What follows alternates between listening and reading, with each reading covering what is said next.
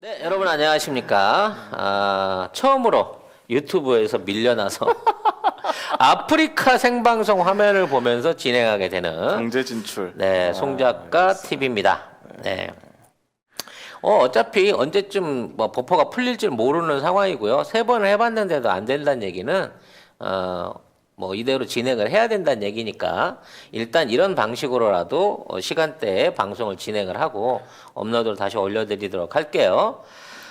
일단 뭐 대나무숲 얘기를 좀 해야 되는 상황인 건데 네. 어제 AS가 하나 있었습니다. LG 에너지 솔루션 직원이라는 분이 LG와 SK가 파우치가 주력입니다. 뭐 이런 말씀하셨는데 저는 되게 좋았어요. 그러니까 직접적으로 일을 하고 계신 분이 관계자분이 올려주시는 거잖아요. 이게 이제 파우치형은 원래 LG가 시작했을 때부터 자동차용 배터리가 아니고요.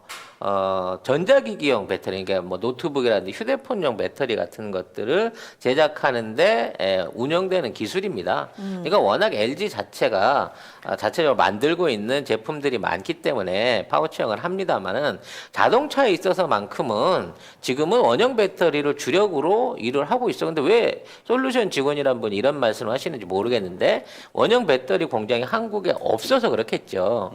이미 상하이에서 올해 30만 대 이상 생산될 걸로 보이는 파나소닉의 모든 배터리들을 LG가 생산해서 납품하기로 돼 있었어요. 그러니까 이제 테슬라하고 파나소닉하고 관계에 끼어들어 가지고 이걸 완전히 비벼버린 거죠. 그래서 이걸 대체했기 때문에 앞으로 LG가 미국 시장에서 테슬라 공장을 비롯한 벤처 기업들한테 공급할 수 있는 원형 배터리는 LG의 이제 주도적인 사업이 될 거고요. 기존의 원형 배터리 사이즈를 2배 이상 키우고 출력을 5배 이상으로 높인 신제품을 개발해 놨기 때문에 당연히 LG는 원형 배터리 위주로 시장들을 개척해 나갈 거고 SK 같은 경우에도 이제 그동안은 이제 우리가 주요 시장을 유럽이나 중국 쪽에서 많이 찾아왔던 자동차 파우치형 배터리들을 대체하기 위해서 이미 그쪽에 이제 각형 배터리를 일종의 새로운 모델로 삼아서 가공하고 있기 때문에 앞으로 SK도 LG하고 영역이 겹치지 않는 부분에서 협력해 나갈 거라는 말씀을 드린 겁니다.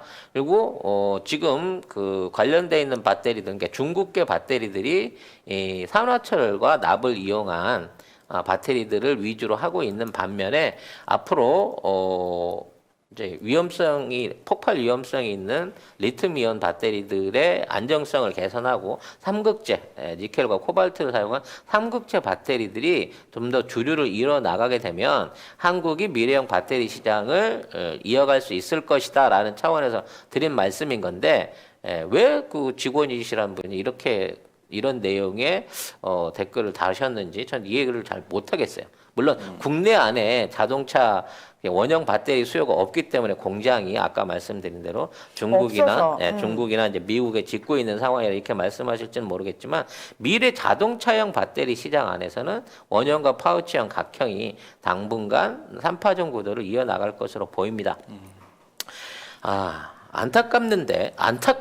안타깝기는 한데 왜 우리 방송이 지금 이렇게 버퍼링 테러를 받고 있는지 모르겠어요.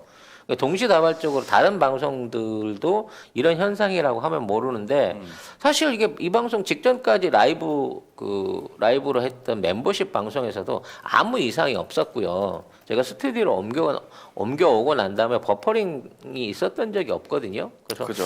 이 문제에 대한 좀 심각한 음모론을 한번 생각해 봐야 되지 않을까라는 생각이 이스라엘 듭니다. 언급 때문에 그러냐고 지금 많은 분들이. 차라리 이스라엘보다는 이 구글의 아시아 본사가 있는 일본 쪽하고 영향이 있는 게 아닐까요? 우리는 둘 다 있다. 하긴 미국하고도 우리가 사이가 안 좋죠. 네. 꾸준하게 투영 지지 방송을 해왔기 때문에 미국 쪽에서도 미국 본사에서도 우리를 우습게 볼 수 있는데 어찌 됐거나 이게 누군가에 의한 기획된 테러라고 하면 감사합니다. 신경 써주셔서. 아까 우리 유튜브 계정 해킹된 것 같다고 이상한 신음소리 난다고 했더니 어떤 분이 그거 송 작가님 한숨 소리였다고. 저거 사실 약간 이제 멘붕이 옵니다. 네, 드디어 우리가 인제 이런 기계적인 테러를 받게 되는 이런 부분이 있는 것 같군요. 근데 그렇죠. 그렇다고 하더라도 할 소리 안 하고 치사하게 제목 고치고 검열하고 자체 검열하고 우리 그런 거 안 하겠습니다. 네. 어찌됐거나 아프리카라는 플랫폼을 통해서 처음으로 생방송을 진행하고 있는데요. 여러분들이 어차피 동시에 카카오 TV랑 세 군데는 동시에 내보내려고 생각을 하고 있고 꾸준하게 내보내고 있으니까 만약 오늘 같은 유튜브에서 문제가 상시적으로 다시 발생하게 된다고 하면 유튜브 외에도 다른 채널로도 나간다고 하는 부분을 여러분들이 이해를 좀 해주시기 바라겠습니다. 네, 아, 이참 어렵네. 별풍선이 날아오니까 되게 정신을 못 차리겠네요. 네. 이거를 다 읽어 들을 수도 없고 제가 지금 송 작가 TV 계정이 아니고 제 계정으로 들어가가지고 확인도 좀 어렵고 네. 노딱도 없다 여기는. 네. 아. 일단 노딱이 없는 게 좋군요. 야 여기 더 좋네. 자, 네. 어찌 됐거나 오, 좋네. 우리 이제 그 민주당 관련된 얘기를 좀 해야 되는데요. 화면도 여기가 더 좋대요. 그래요? 뭔가 차이가 있나? 이러다가 이제 완전 이상하게 완전히 되는 거 아니야? 옮길까? 진짜? 주계정과 부계정이 바뀌는 거 아니야? 네, 어찌 됐거나 민주당에서 지금 이제 16일 날 원내대표 2파전이 있습니다. 네. 그동안은 사실 그냥 묻혀갖고 조용히 지나갈 뻔한 거였는데, 자, 이 원내대표에 출마한 그 윤호중, 박완주 두 의원을 놓고 이 맞대결이 벌어지게 되는데요. 일단 제가 제일 짜증나는 거는 네. 이 투표가 네. 무기명 투표라는 겁니다. 아이고. 아, 왜? 이 180석을 놓고 하는 과정 중에 내가 누구를 찍었느냐, 요게 이 상당히 명확한 리트머스가 될 수 있거든요. 그렇죠. 네. 지금 윤호중 그 원내대표 후보는 지금 법사위원장을 지내왔었고, 그동안 그 이해찬 대표 시절에 사무총장을 지낼 만큼 어떤 친문계 의원으로 이미 이제 어느 정도 이름이 나 있는 사람이고요. 지금의 김태년 대표하고 지난번 그 원내대표 경선이 있었을 때 단일화를 통해 갖고 양보했던 분이거든요.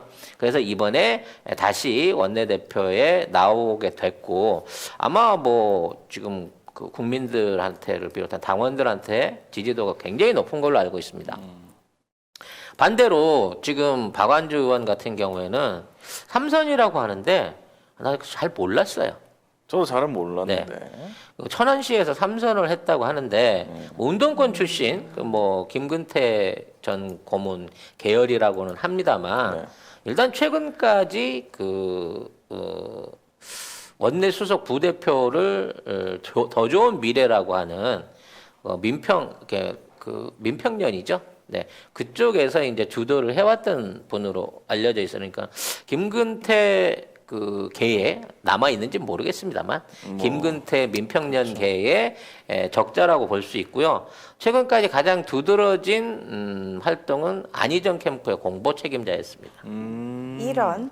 알 건 모르가 그거 갖고 이력을 말하긴 뭐한데 이거 말고는요 사실 무슨 의정 활동을 했는지가 잘 안 나타나 있는 부분이었는데 문제는 이 두 사람을 놓고 무기명 투표를 하게 되는 이 과정 중에 앞으로 개혁이냐 아니면 협치냐를 결정하게 되는 어떤 지금 민주당 내 의원들의 의견들을 볼 수 있는 절호의 어떤 그 기회가 될 건데 이게 무기명이라는 거야.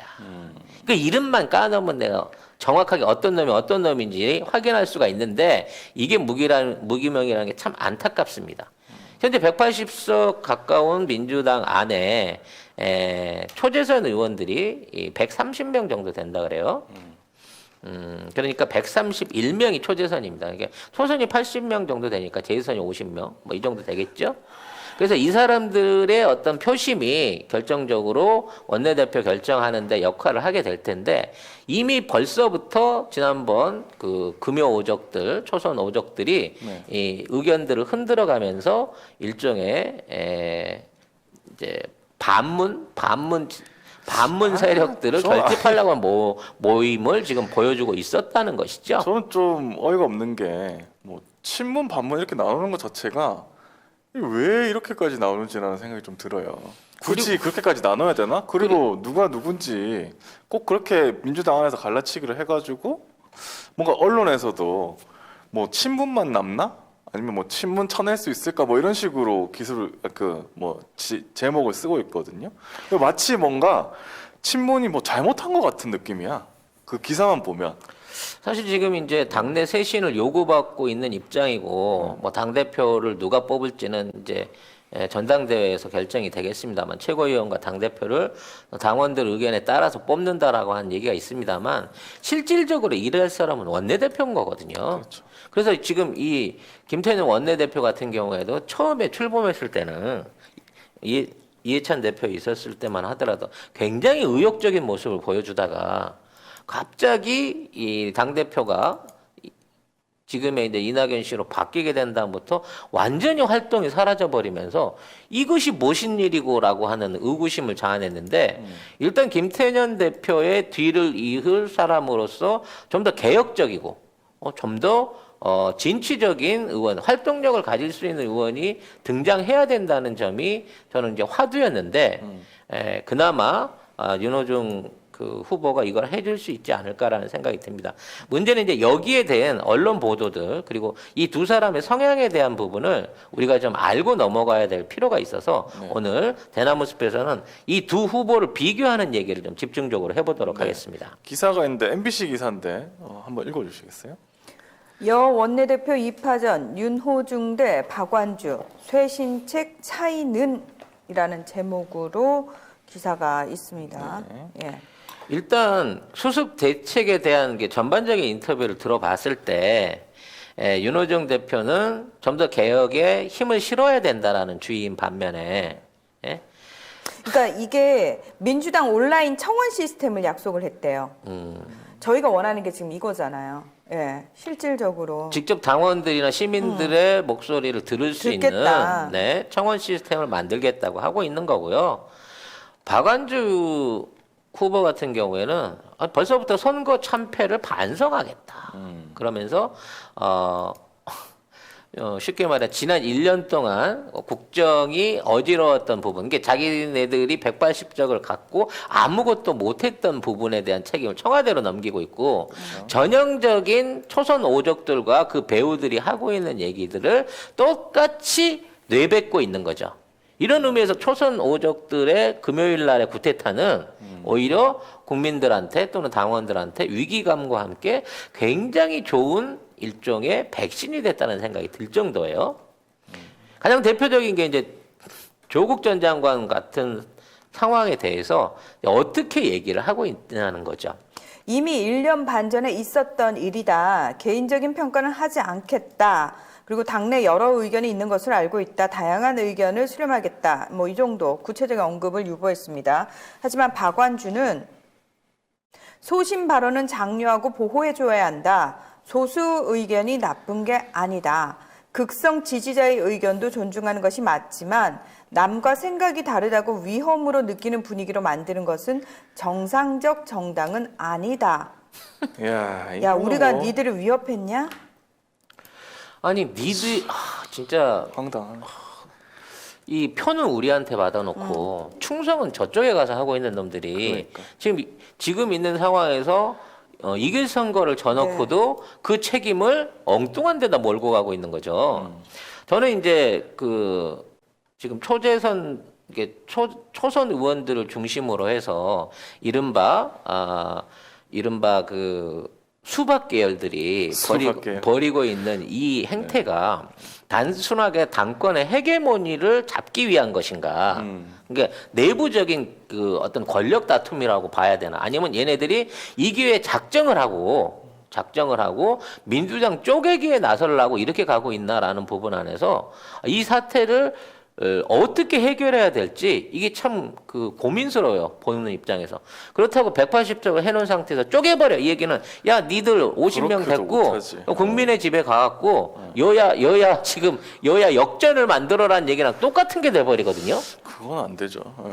절대 있을 그거는 수가 말도 안 없는 되는 일이란 일이고. 말이야. 네. 근데 얘네들은 빌미를 주면 야 이거 도저히 여기서는 우리들 정치 이상이 안 맞아서 안 되겠어라고 하는 방식으로 이제 진짜 들고 나가려고 이삿짐을 싸려고 하는 게 아닌가 싶은 생각이 든다는 정도야. 아니 진짜 되게 웃긴 게 국민의 짐당에서는 민주당으로 올 만한 사람이 없는데 왜 민주당 내에서는 국민의 짐당으로 갈 만한 사람들이 이렇게 많은 거야? 그러게. 이유가 뭐예요 도대체?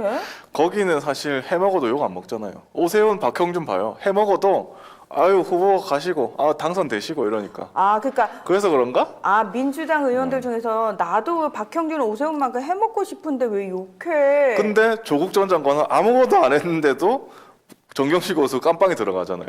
이게 현실입니다. 나는 이제 가장 분노스러운 게 원구성 관련해가지고 법사위를 비롯한 각종 상임위들을 위원장 자리를 내놓겠다는 거예요. 아니 진짜 바본가? 여기 노딱 없죠? 이게 놓다면 두려워해? 진짜. 버퍼링 테러를 당하면서? 나는 이 얘기 이거 듣고 말이 정말 되나, 이게? 이거 충격받아. 이건 현실적으로 불법이에요. 이거를 다 내주자는 소리잖아 지금 또. 그 법사위를 내주자는 얘기는 일단 사실상 개혁하지 말자는 얘기예요. 그렇죠. 개혁 법안들 아예 안 만들겠다는 얘기거든.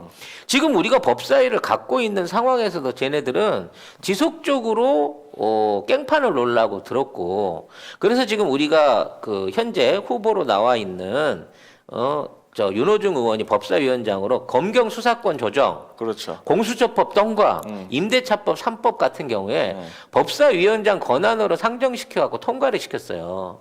협치해가지고 얘기했다 그러면 아유 안 되지. 아예 안 됐을 거고 법사위원장이 저쪽이었으면 이거는 아예 꺼내보지도 못할 상황이었던 겁니다. 그리고 이 상임위원 그러니까 다 가져간 것도 국민의 짐이 안 한다고 해가지고 다 가져간 거예요 처음에. 근데 이제 와서 짐 갖다 준다고 그거를 말이 되는 소리를 해야지. 아니 180석을 가지고도 그렇게 이게 상황 판단이 안 되나? 아무튼 이것만 보더라도 도대체 야당 협치라는 내목을 내세우는데 쟤네한테 협치를 구할 이유가 뭐가 있냐고. 뭐 표가 부족해. 뭐 니네들이 머리가 나빠갖고 무슨 뭐 법안을 내는 데 있어서 뭐 아이디어가 부족해. 모든 걸 다 할 수 있는 상태에서 1년을 질질 끌다가 지금 이 모양을 만들어 놓고 그러니까. 이 책임을 전부 다 조국 장관과 청와대에다 뒤집어 씌워 놓고 지금 있는 상황에서 책임자들은 다 그만두고 물러가라고? 아니 조국 장관 없었으면 자기네들을 이겼을까 진짜? 그거 사과하고 만약에 그 중간에 사퇴했으면 더 이겼다고 생각하세요? 180석보다 더 많이 받았을 거라고 이 생각하세요? 박안주 후보는 지난 1년 동안 뭐 정치가 없었다라고 얘기하고 있는데 지난 1년 동안 태업 때린 건 쟤들이야. 그리고 그 태업을 얼마든지 무시하고 갈 수 있었던 개혁안을 질질 끌면서 후퇴시키고 이거를 붙잡고 이렇게 끌고 왔던 세력들이 처음부터 협치를 논하고 있는 이낙연 대표를 비롯한 그 지도부, 이번 선거의 패배에 책임을 져야 될 그렇죠. 선대위원장을 비롯한 그 지도부라고. 낙연이와 진표와 병석이와 그리고 그 밑에 딸려있던 의원들은 왜 지금 있는 상황에서 아무도 욕을 안 하는 거야, 니들 스스로? 참. 왜 외곽 지역에서 열심히 후원했고 댓글로라도 돕기 위해서 노력했던 조국 장관한테 내놓고 이 패배의 책임이 조국 장관한테 있다고 그래. 니네들이 조국 장관 때문에 얻은 180표인데.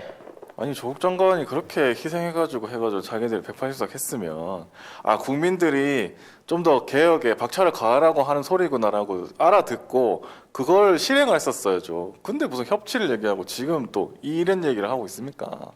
말이 안 되는 소리예요. 왜 졌는지 조국 장관 때문에 졌다고? 그럼 그 전에 어떻게 이겼는데? 아무튼 뭐 답답한 소리라고. 오늘 13일하고 15일 두 차례의 유튜브 생중계로 뭐 연설회와 토론회를 한다고 하는데요. 아마 거기에서 극명하게 구분이 될 거예요. 이 사람들의 성향이라든지 개혁 방향에 대한 어떤 각오가. 그럼에도 불구하고 지금 민주당 안에서 당 안에서의 선거가 이게 8대2 그러니까 20석에서 30석은 그냥 수박이라고 치자고 150대 30 정도의 수준이 넘어서는 배신표가 나온다고 하면 지금 이거 민주당 굉장히 심각한 사태다라는 부분을 우리가 깨달아야 되는 거예요, 국민이. 이 선거 결과에 더더욱 관심을 가져야 되는 이유가 여기에 있다는 겁니다. 그러니까요. 이 참. 우리 이제 영국 키키 제품들을 본격적으로 광고하고 있습니다.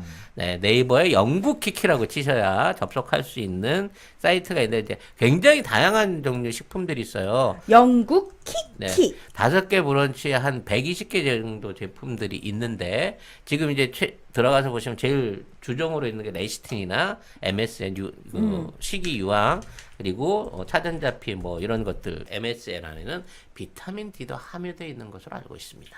배송지 적고 주소 적으면서 밑에 보면 요청사항 거기다 송 작가 TV만 쓰시면 2개를 시켰는데 3개가 오는 기적이 일어나게 된다는 겁니다, 여러분. 사이트를 어디로 그러니까 들어가야 어느 될지. 사이트? 다 들어가셔도 됩니다. 가급적이면 네이버페이로 결제를 하시는 게 네이버페이로. 혼선 없이 빨리 가실 수 있다고 합니다. 네. 그럼 2+1 기간이 언제까지냐고 송 작가 맘대로죠.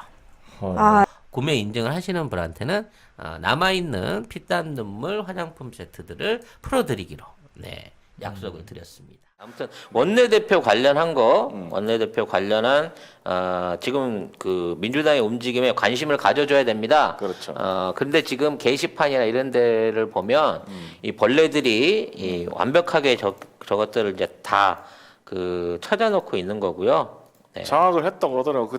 제가 게시판 보니까 한 50명 정도 되는 벌레들이 민주당 게시판 자체를 50명이서 이게 가능해요? 그러니까 계속 뭐 같이 따라서 올리는 거겠죠. 뭐 댓글을 올리든 뭘 하든. 저도 안 들어가서 모르겠는데. 아무튼 그래서 이게 뭐 화력이 엄청나다고들 하는데 사실은 이런 벌레들이 있어도 우리 지금 있는 사람들만 들어가도 해도 그러니까 충분히 여러분 장악할 수 24시간 있습니다. 단위로 저기 하나 쓸 수 있는데 문제는 할수 있다고 뭔지 보고요. 아세요? 속속 삭제를 당한대요. 그러면 당 게시판을 관리하는 민주당 내 관리자들 자체가 그럴 벌레랑 수도 있겠네. 한편이라는 그렇죠. 얘기가 되잖아요. 그렇죠. 네. 그렇습니다. 하루에 한 번밖에 못 올린다. 벌레 맞기는 하다면서. 네. 그래서 애초부터 말씀드린 게 지금 민주당 안에 있는 권리당원들과 당원들의 숫자가 확 늘어날 때 그 당시부터 뭔가 불온한 목적을 갖고 들어왔던 사람이 분명히 있다는 거죠. 네. 그렇습니다. 강제 퇴장이 몇 명씩 되네요. 근데 누가 강제 퇴장을 시키시는 거죠? 나는 아닌데. 네. 나는 할 줄 모르는데 우리 관리자가 있는 거 아니에요? 네? 모르겠습니다. 대박이다. 일단 하시죠. 네. 아무튼 누군가가 이런 행위를 하고 있다는 거에서 감사는 드리겠습니다만 네. 이거 오늘 너무 멘붕인데. 네. 그러게요. 아무튼 이해하시기 바라겠고요. 네. 여기까지는 이제 목 풀기 위한 일종의 연습 방송이었고요.